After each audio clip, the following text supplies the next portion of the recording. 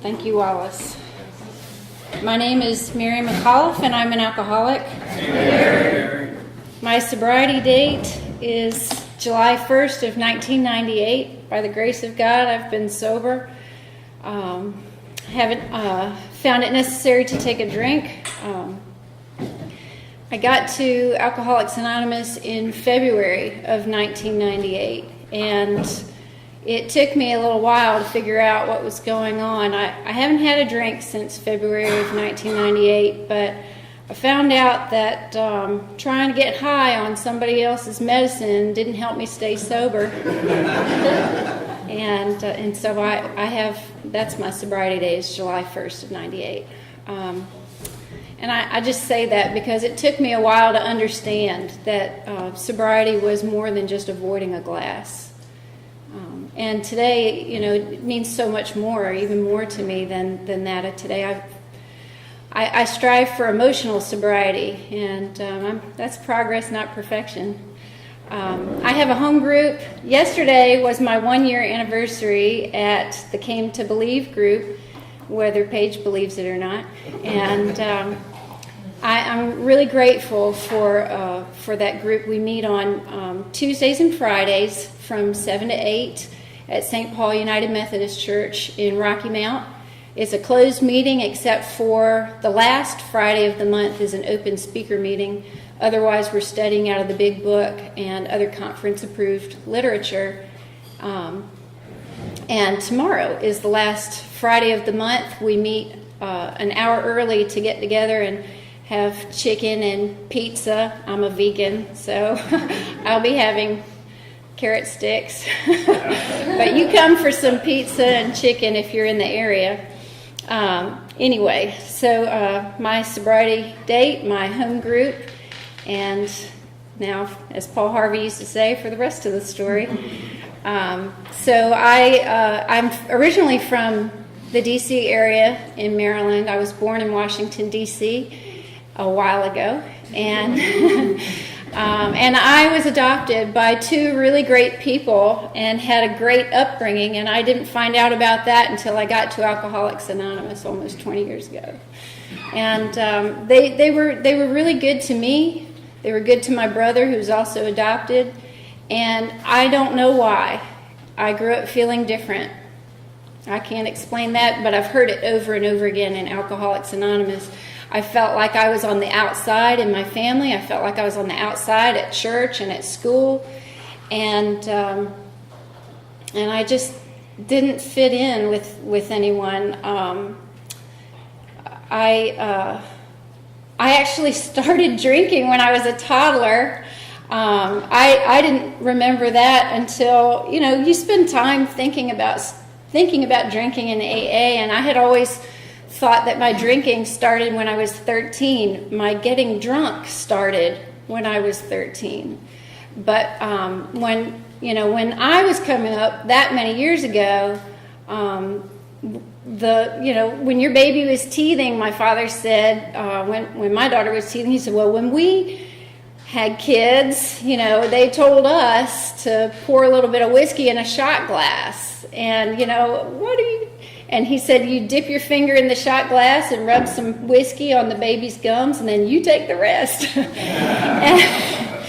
And then I had the croup when I was growing up. I had this respiratory problem and this scary barking cough sound when your kid feels like she can't breathe, and it's terrifying. And my mother would hold me up to the shower, with all the steam going on, and until we were both pruny, and then she'd hand me off to my dad, and he would give me a hot toddy, and I couldn't stand that.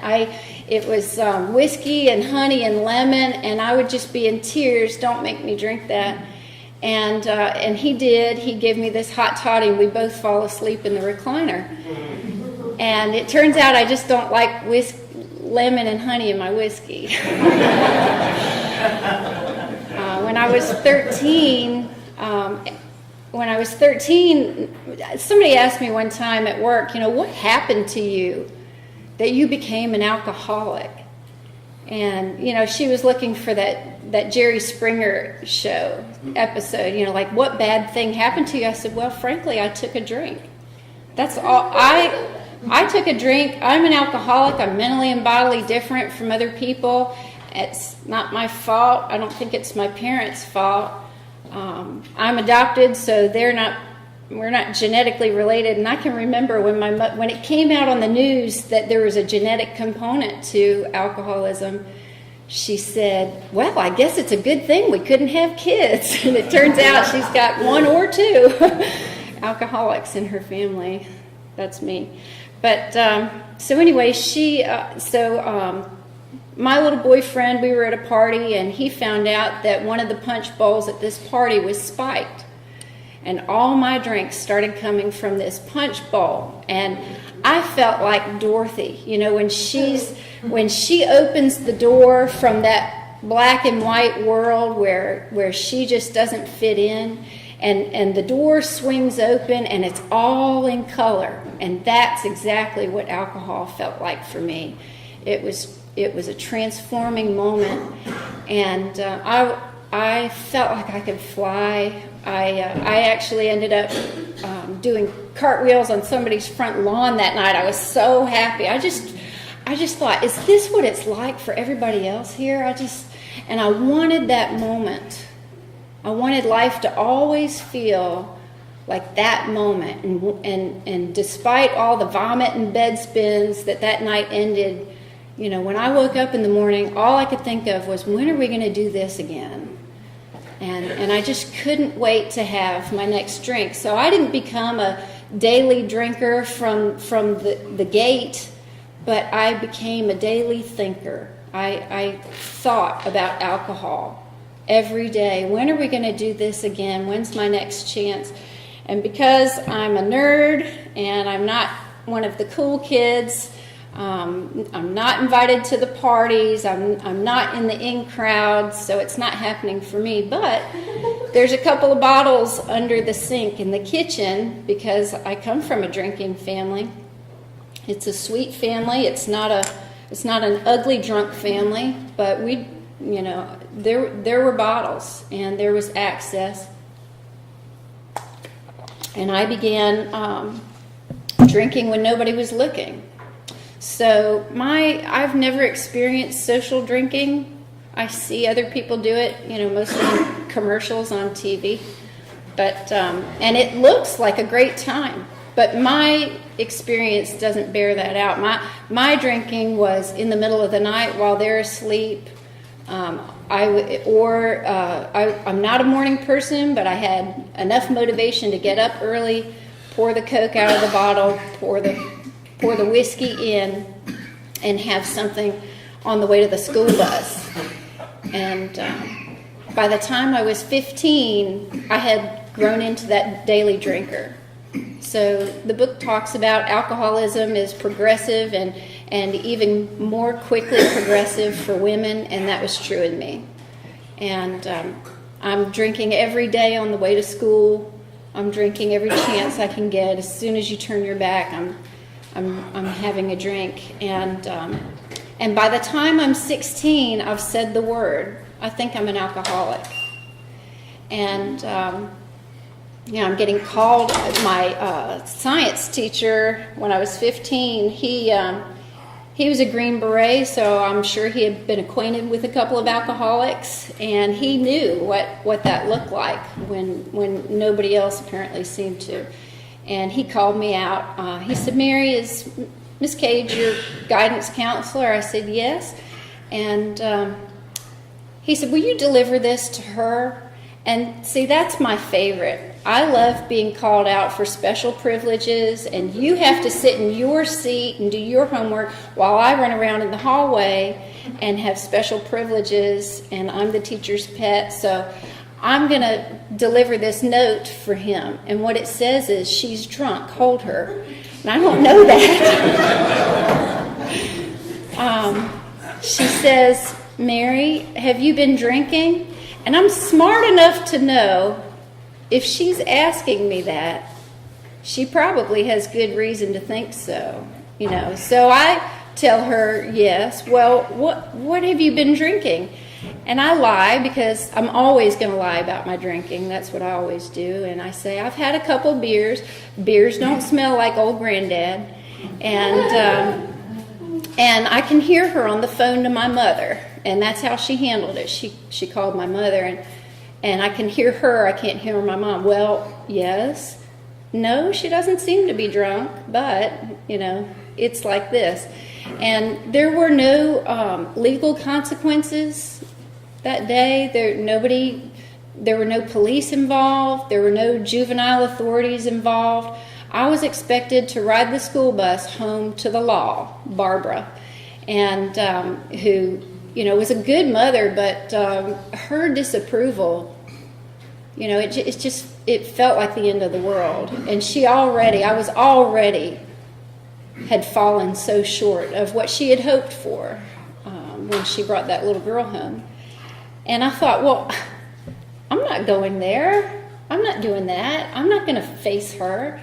And so I didn't go home. I was a 24-hour runaway. And I stayed out. I camped out that night. And I stayed out just long enough so that they weren't mad at me anymore. They were worried about me. And that's how I handled all of my problems. I made sure that even though I was doing wrong, that you weren't mad at me, that you felt sorry for me, or, I was a victim. Let's be worried about Mary, and that's how I got through being a teenager and a young adult.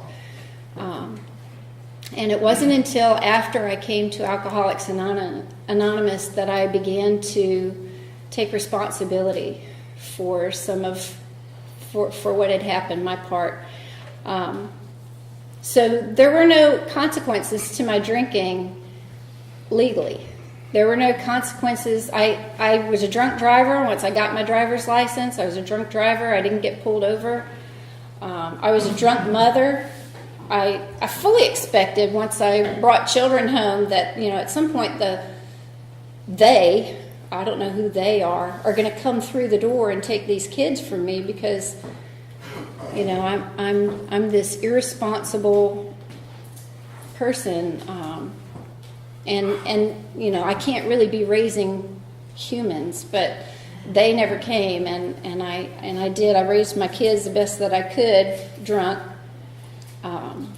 Along the way, I kept getting pregnant. I couldn't figure out, where are these people coming from? I kept getting drunk and I kept getting pregnant. I was, by the time I was 19, I had had 2 kids. And if you had asked me when I was 19, I wouldn't have been able to identify the fact that I needed to drink more than I needed to take responsibility for these children.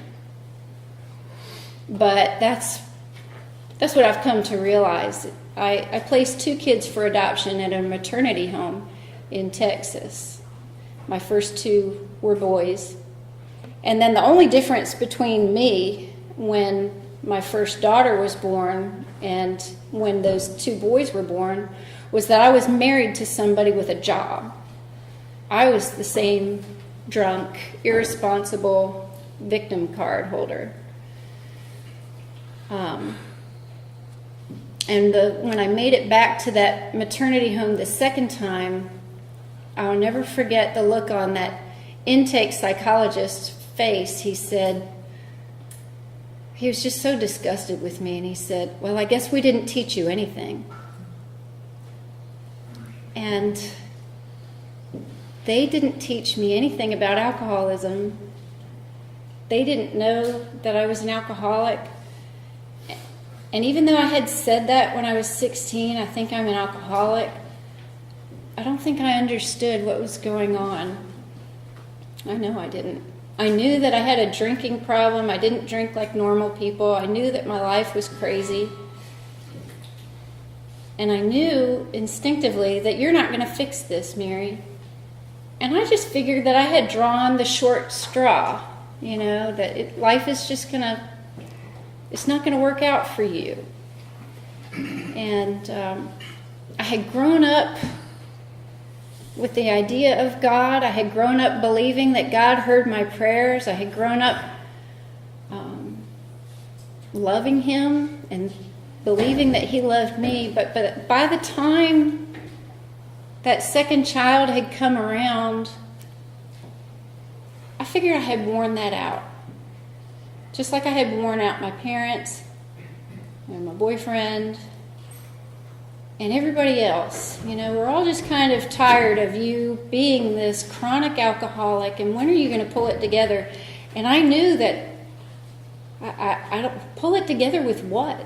I don't have anything to pull this mess together.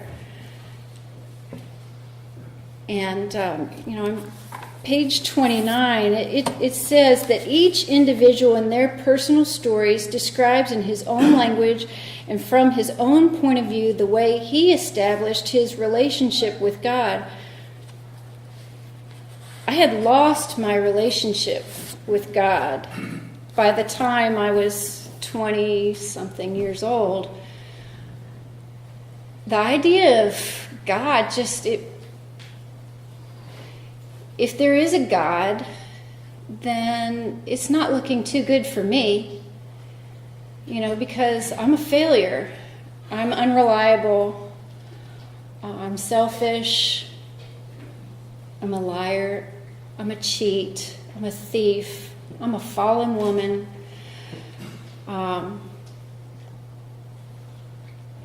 And He's not going to have any place for me at His table. And it was just too heavy to think about that and go on like that. So I didn't. I got rid of the God idea. I went to college, and the college classes that I took, some of the books that I read, some of the people that I hung out with, they helped. They helped me to get rid of the God idea. College is not a bad thing, and I'm not against it, but it did help me to get rid of that idea of some sort of supernatural somebody that is thinking about us and interacting with each of us, who is playing a part in our lives. Because where is that person? My kids are gone. I'm a drunk. And where are you?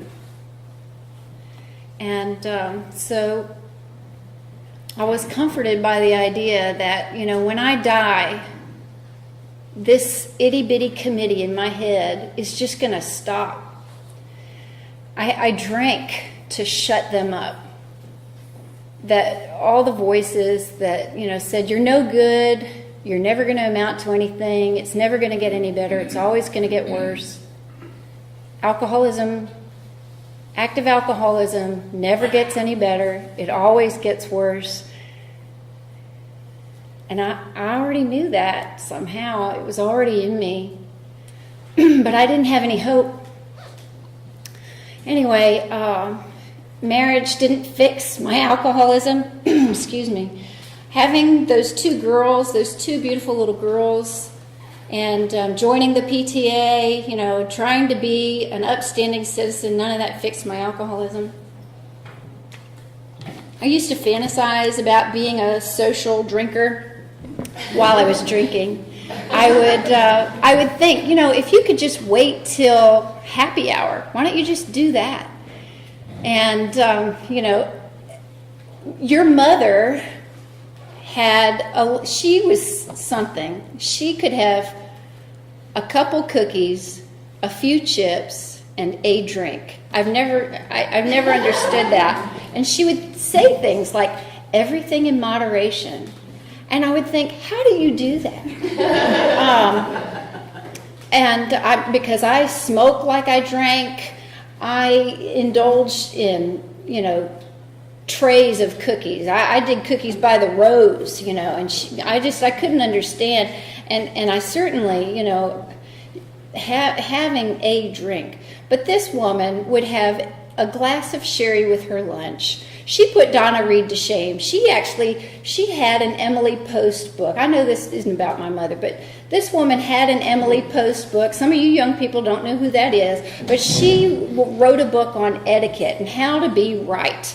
And my mother would handwrite her RSVP notes because Emily Post told us all we should.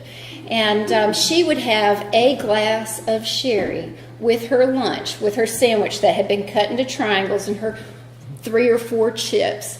And she would have a glass of sherry, and I'd think, she could do that. If you could do that, you would be a lady too. You would be, this wonderful, upstanding woman who, could practice self-control too. If you could just wait until lunch, Mary.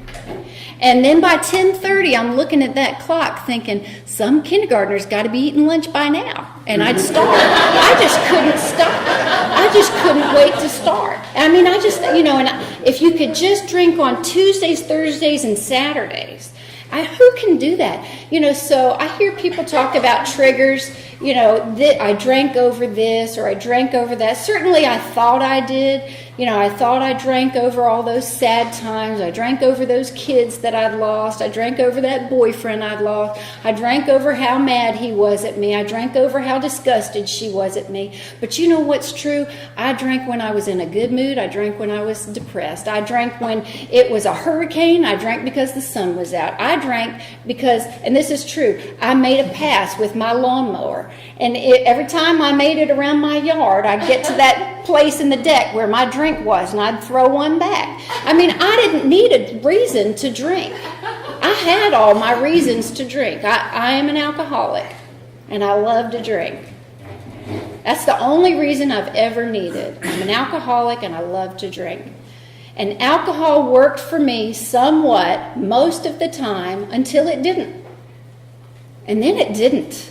In the end, it didn't. In 1997 was horrible because alcohol, my best friend, the longest relationship of my life. I've been married twice and I could only make it 8 years, but alcohol and I went 17 years. We lasted 17 years. And for 17 years, I reached out for my best friend. And then it turned on me. And I couldn't get to that happy point, not reliably. I would drink until I couldn't drink anymore, and I'm still restless, irritable, and discontent. I would drink to pass out, and I couldn't fall asleep. Nothing was shutting this off. I had been suicidal since I was 13, since I started drinking, and I hated myself, and I hated you. And when can I get out of here? That's what alcohol does for me. So it doesn't matter what anybody on those commercials looks like. Doesn't matter how my mother can drink, what that looks like. What alcoholism looks like for me, what taking a drink looks like for me, is I'm still not okay. I'm still miserable. And now what? And that's where I had gotten in 1997. I caused a lot of wreckage. I drank up my marriage, but he didn't want to get divorced. That's a really hard place to live with this man who hated me, and I can't blame him for that. I was a horrible wife, and he doesn't want to get divorced, and I've got 2 children with him, so we're trying to make this work. Our big idea, we have been living in Wilson, North Carolina since 92. This is 97. And our big plan, we're gonna fix this, is we're gonna pull a geographical. We're gonna go live at the beach at Topsail, where he took a job. We're gonna move to the beach, lose weight, and fall in love. That's the plan. Guess how many of those things came true? We moved to the beach. We did not lose any weight. We did not fall in love. And, being on a barrier island with somebody who hates you, and it's January and there's nobody else around. It was lonely.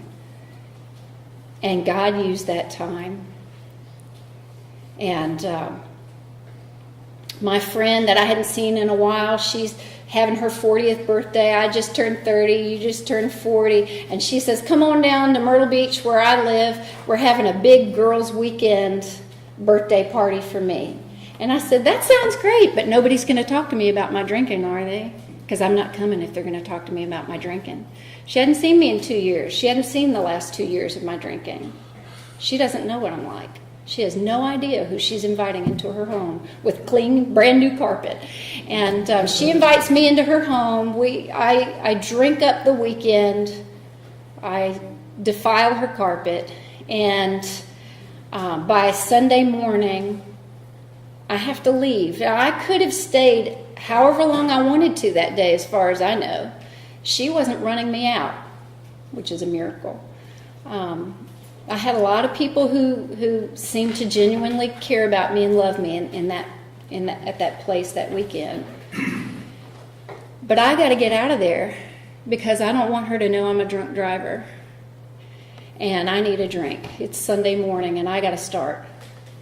And so I would rather drive 90 miles to that cold house where he hates me and I can drink than stay here with these people who love me and be dry.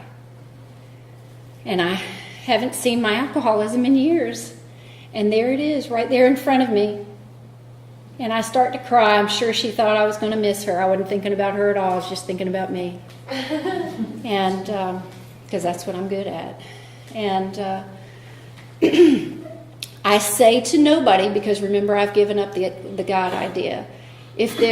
Now, I've said goodbye to her. I get into my car. And I say out loud, if there's no beer in the fridge when I get home, I'll stop.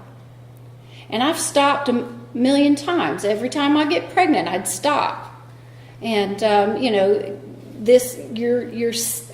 have Crohn's disease, and I ended up being really sick. And, you can't drink on this medication. So, I can stop. For a really good reason, I can stop.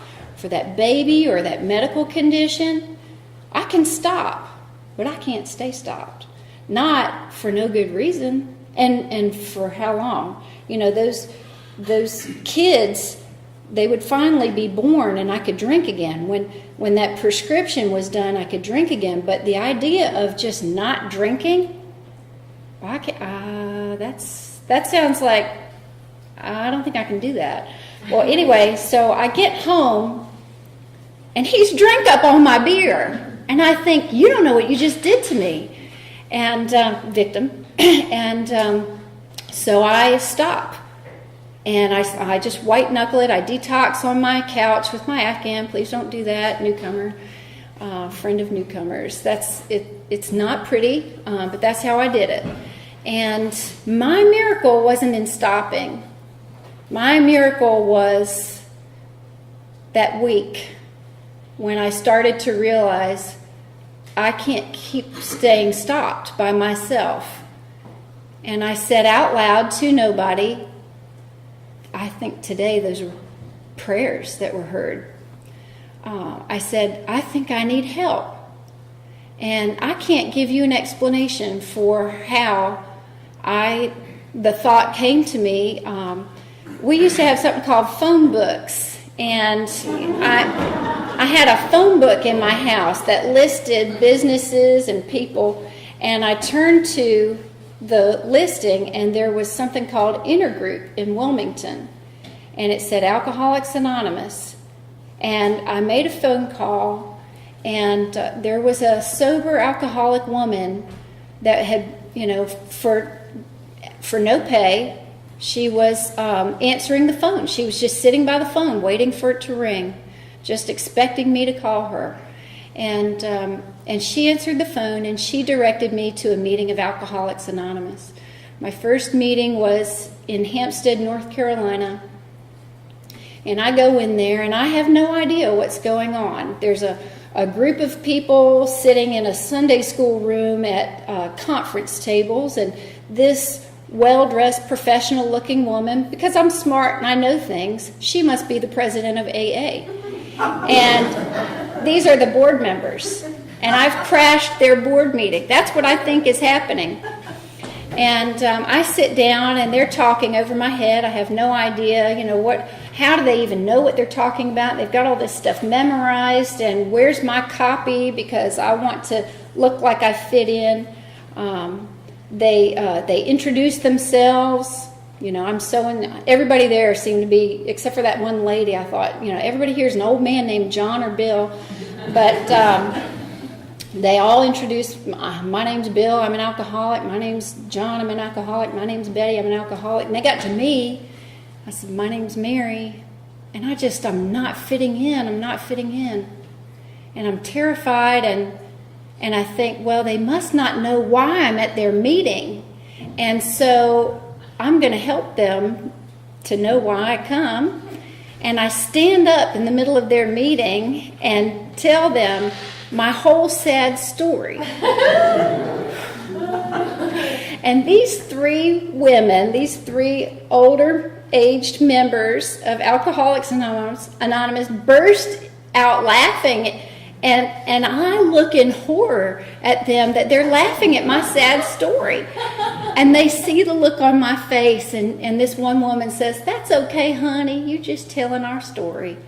And I thought, what is this place? And they had free coffee and free cookies, and they'd say, "You're in the right place, keep coming back." And I thought, how do they know that?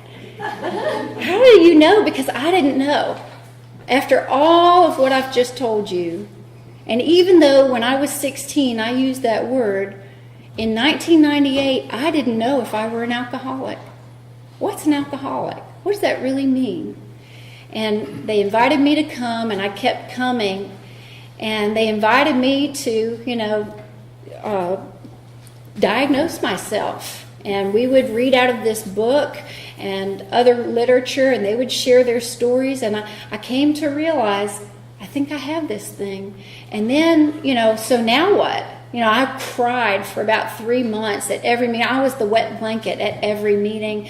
I bring, just in case, I keep tissue, just won't cover this. I'm glad I'm not falling apart tonight, but I mean, really, Paige can tell you, I'm a crybaby.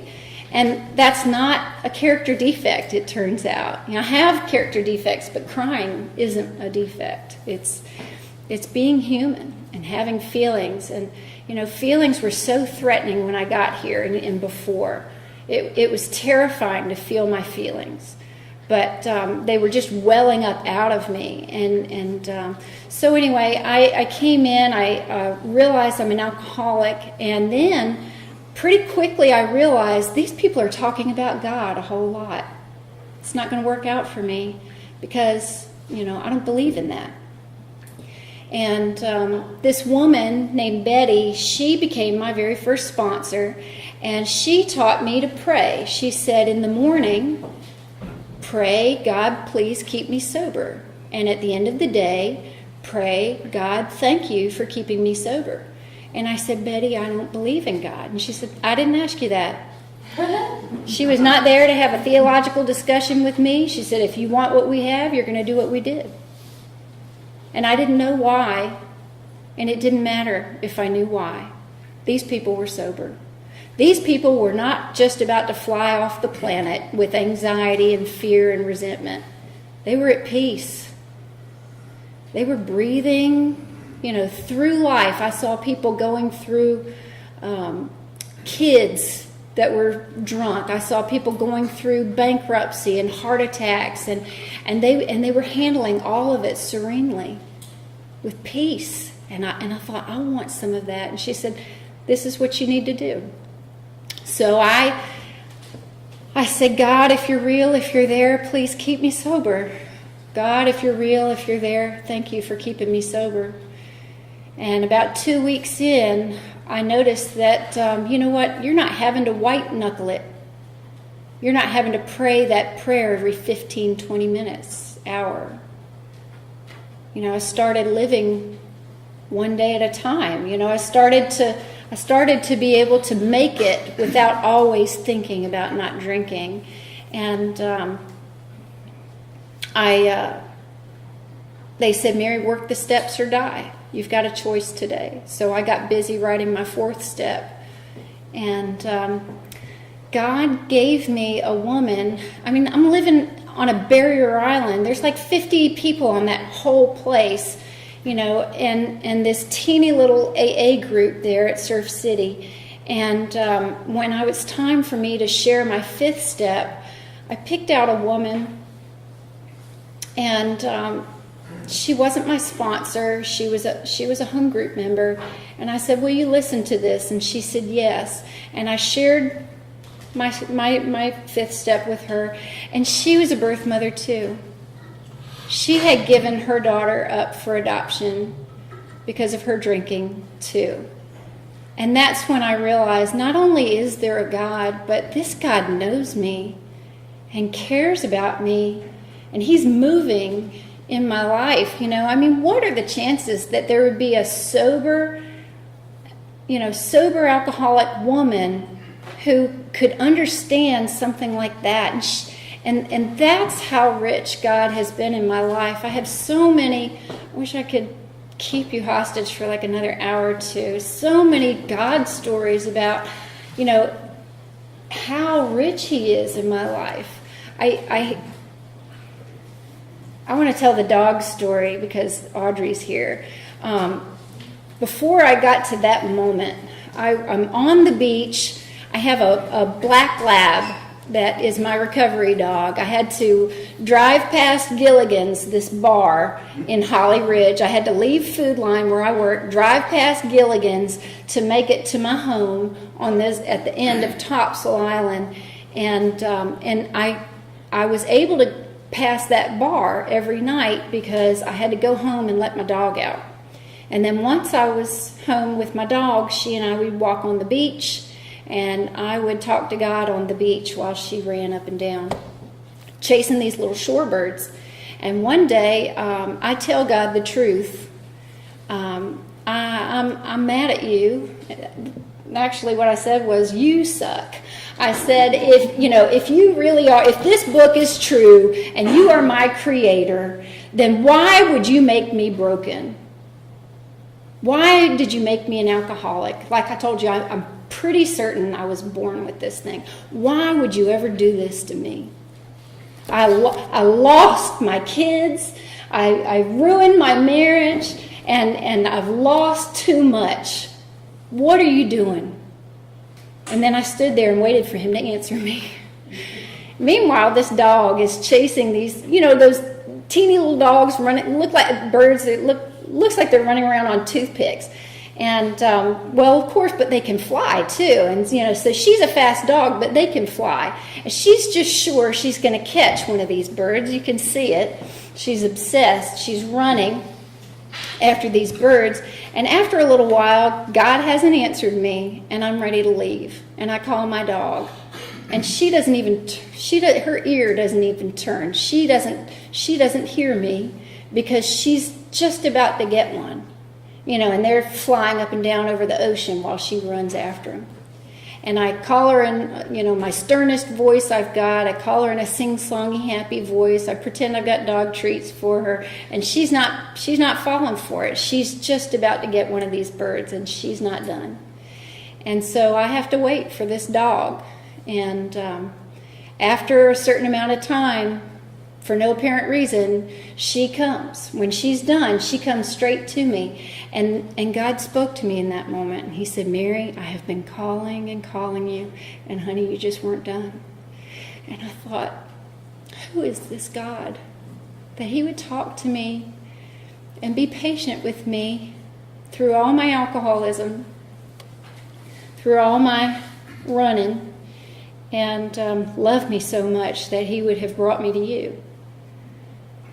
And He didn't answer my question that day. God doesn't answer my why questions usually. I don't know about you. He gives me directions, but He doesn't, stand there and give account to me. I don't think that's His job. But in the last several years that I've been here with you, He has opened up my life to be able to share hope with other alcoholics, that God is real. He does answer prayers. He does love all of us. He is moving in our lives. That He does He does save us. You know, He didn't save me from being alcoholic, but He has saved me from hopelessness, and I will not die an alcoholic death today by the grace of God. You know, when I breathe my last breath, I pray that it's in praise of Him. I pray that it's in praise of Him to another person, maybe another alcoholic. He's made me a nurse. I get to share. I work on a cardiac unit in a hospital in Rocky Mount, and you may or may not be aware of this, but alcoholism causes a lot of heart damage, and I get to share with a lot of alcoholics. I get to be with some people when they're at the last stages of alcoholism, and I've seen with my own eyes what He's rescued me from. That's a powerful thing. He's given me the gift of, I got to, for 2 years, these past 2 years, travel to Indonesia. I've got buddies in Indonesia. Everybody pretty much knows I'm an alcoholic. I try to, you know, at a public level, I'm anonymous, but in my personal life, I am not anonymous, I promise you. And my family and friends, my coworkers, they know that I'm a recovered alcoholic. And my buddy who lives in Indonesia, that when I went out there, he said, he was giving me the itinerary, what we're doing this week. And he said, and tomorrow night you're coming with me. I found you some alcoholics. And so I've gotten, for 2 years, I've gotten to bring the big book Alcoholics Anonymous to the island of Sumatra that doesn't have AA. You know, and we are just so blessed in this country to, you know, not just to have freedom to worship how we want, but to have freedom as alcoholics to recover whoever wants it, you know, and you can't go pretty much in this country, you know, a half hour without running into an AA meeting. But there is no meeting, there's no group of AA on Sumatra. There's one group on Java in Jakarta. And I was able to go there. It was at a kind of a detox center, and nobody showed up that night. And God and I, we had a meeting, and you know, that I don't want to take what we're doing here tonight for granted, and you know, to love on each other and share with each other. But I also believe that just as this thing started in the 30s, one person talking to another and sharing and continuing to, you know, to study the literature and to pass on hope, that's my responsibility.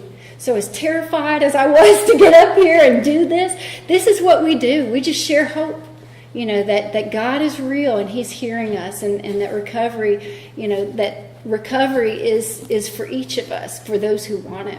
Thank you, Wallace, for inviting me. Thank you for my buddies who came with me, and thank you for your attentiveness being here with me tonight.